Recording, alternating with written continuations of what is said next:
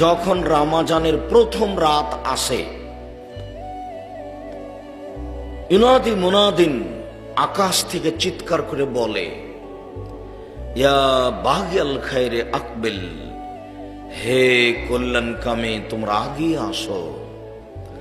ইয়া বাগিয়া শাররে আকসির, হে পাপকারী তুমি একটু পাপ থেকে বিরত থাকো।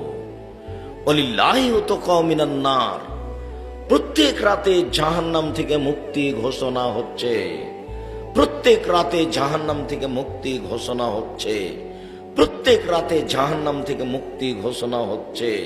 ওয়া যালিকা কুল্লা লাইলাতিন, এটা প্রতি রাত চলতে থাকে।